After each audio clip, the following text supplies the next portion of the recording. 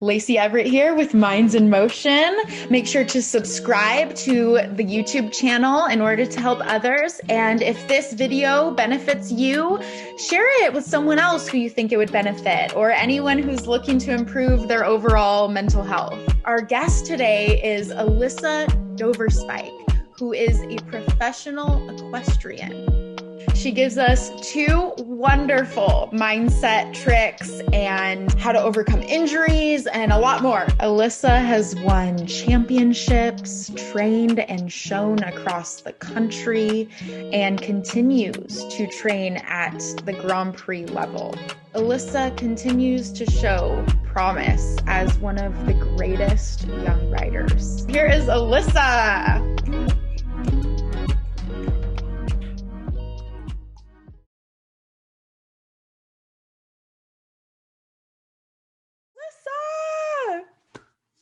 How are you?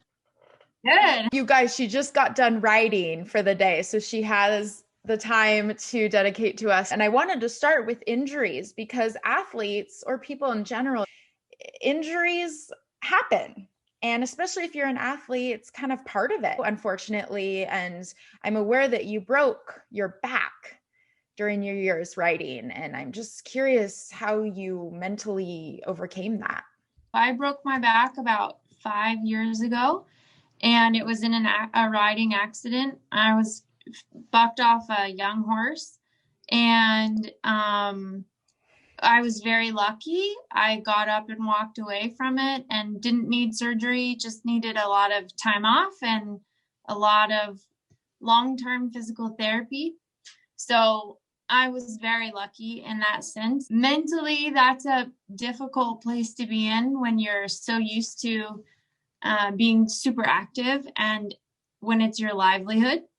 However, it definitely comes with the job and with this type of industry. So mentally, you just focus on repair and getting yourself back to a place where you can start to fulfill your duties. And the saying like that you should get back on the horse after you fall off is super true in our little world. So when you can't do that right away, it's never the best situation, but it could be much worse. So mentally, like I said, you just try and work really hard to get yourself physically better and just spend all your mental focus on that. And then once you're riding again, things start to come back. So that's really what will up your mental game. Once you get back in the saddle is really where it helps. So it's a famous saying, get back on the horse, and it really does. It seems like it's really helped you. And I'm sure that would help a lot of other people. Yeah. You said you had a lot of physical therapy, which helped. Cheers to the physical therapists in the world. No kidding. Yeah.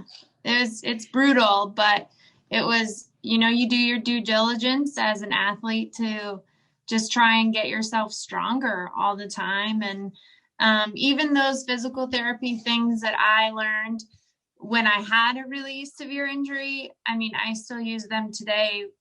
Being completely functional and fit now, I still rely a lot on what I learned during that time. Definitely. Yeah, I can understand that because sometimes when athletes or people in general are injured, it almost makes you more motivated to get back on the horse for you. Exactly. Quite literally. And those things, hold true to you for the rest of your life, the things that you learn when you're injured, because it's a really impactful time in your life. For sure. You're not allowed to do what you love. You have to take time off, and that's hard. Yeah. And so you're saying mentally to kind of get through that because it's hard is to just kind of keep focusing on your physical health and Yeah. staying in physical therapy and having that mentality of, well, I'm going to get back on the horse. Yeah. I think a big part of being an athlete is not to rush those injuries back, not to force them back, because you really can do long-term damage. And for us, a sport, we don't have to age out at 20 or 30 like a lot of Olympic sports do. We have a lot of top riders that are much, much older than that. And so in order to keep your body functioning to that physical standard, you want to really take care while you're young and do all the necessary things. If you're injured and recovering, that was one of the biggest pieces of advice people gave me was take your time. So that's what I did. That's wonderful advice, because you're being an equestrian like you, a professional one, a phenomenal one at that.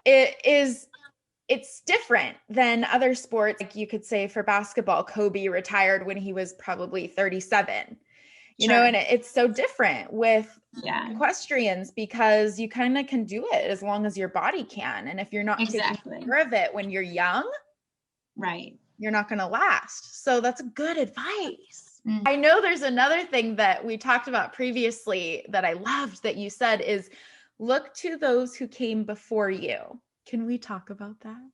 For sure. Yeah. So when you're a professional in this sport, you have to really decide what kind of trainer you want to be, what kind of competitor you want to be.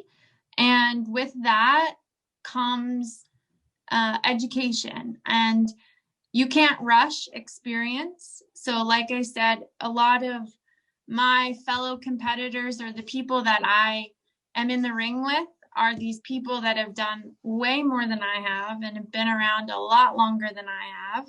And to be riding amongst them is very special, but it's also a super great opportunity to look around you and realize how people are managing their horses' careers, how they're pushing when they want to push and holding back when they should. And there's so many experiences to learn from. And I think people really limit themselves, when you're young, to thinking you're the next best thing. There's always somebody younger and somebody better and probably somebody with more money in this sport. So you have to kind of humble yourself to be open to learning, because there's just endless things to learn.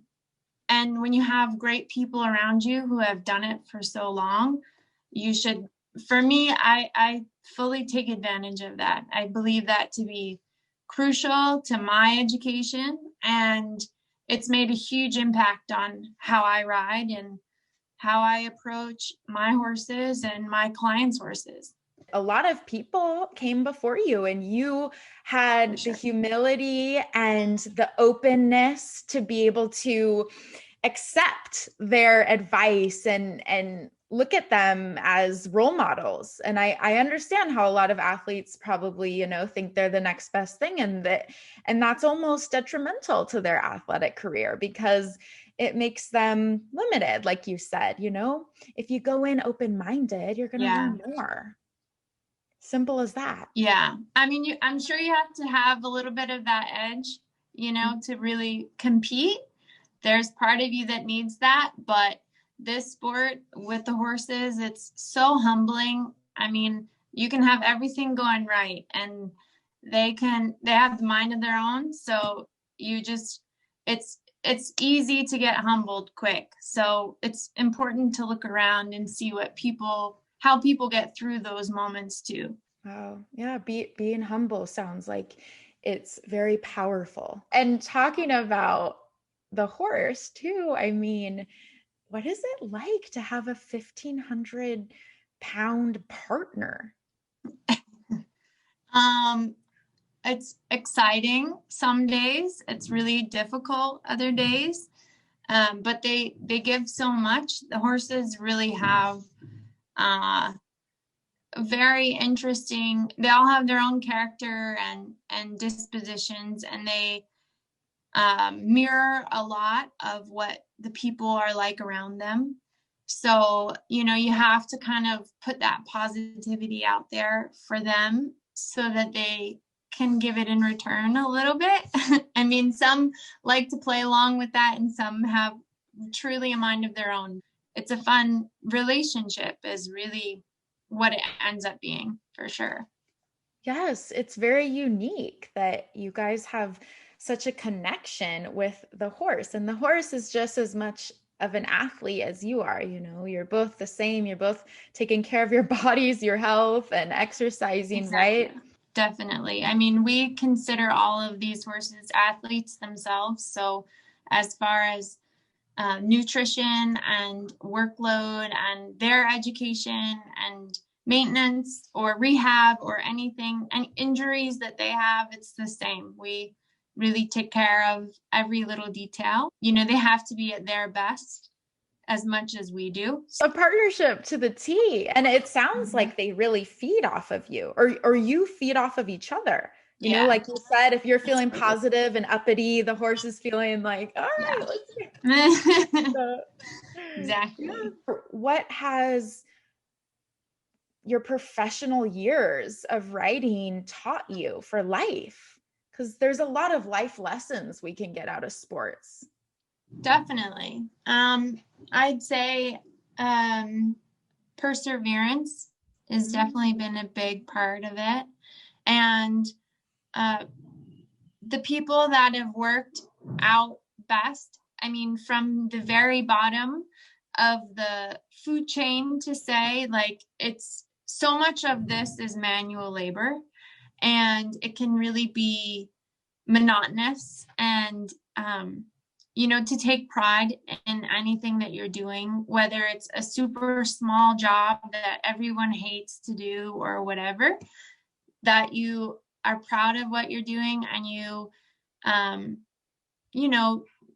make sure it's top, and that you've put everything you have into it.